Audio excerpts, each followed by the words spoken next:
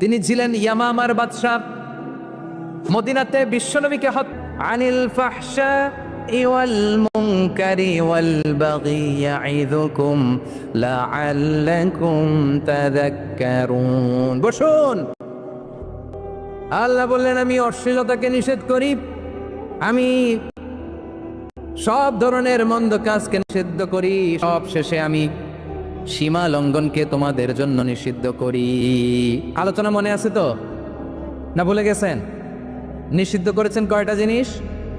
1 নম্বরে অশ্লীলতা, 2 নম্বরে মুনকার তথা সব মন্দ কাজ, 3 নম্বরে আল বাগি সীমা লঙ্ঘন, ক্রসিং দ্য লিমিট।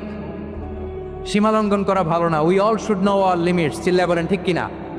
একই আয়াতে আল্লাহ বললেন, কুল ইন্নামা حرم ربي الفواحش ما ظهر منها وما بطن والإثم والبغي بغير الحق।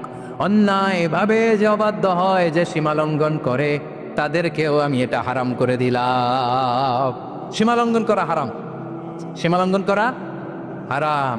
আল্লাহ বারবার বারবার আমাদেরকে ওয়ার্নিং দেয়। যখন আমরা থামি না তখন আল্লাহ ধরে, আর যখন ধরে তখন ছাড়ে না। ধরে ধরে ধরে না, ধরলে আল্লাহ ফেরাউনকে কিন্তু হুট করে ধরে নাই। আপনারা জানেন 9 বার ওয়ার্নিং দিয়েছে ফেরাউনকে। আল্লাহ তাআলা ওয়ার্নিং দিয়েছিল কয়বার? বীর চট্টলার বীর সেনানীরা আওয়াজ করে বলেন, ফেরাউনকে ধরার আগে ওয়ার্নিং দেওয়া হয়েছিল কয়টা? রাব্বুল আলামিন বলেন, ওয়ালাকাদ আতাইনা মূসা 9 আয়াতিন বাইয়িনাত। 9টা মুআজিজা দেখিয়েছি। 1 2 3 বারবার এইভাবে রিমাইন্ডার, ওইভাবে রিমাইন্ডার, এইভাবে নাসিহাত, ওইভাবে দাওয়া। ফাকুলা লাহু কওলান লাইয়িনা, নরম করে বলো, সফট করে বলো। যত ওয়ে হতে পারে দাওয়া মেথডোলজি মুসা আলাইহিস সালামের সব অ্যাপ্লাই শেষ। 10ম বারে যে আল্লাহ ধরছে, 10ম বারে যে ধরেছে। এজন্য আল্লাহ বলেন, আমি সীমা লঙ্ঘনকে পছন্দ করি না।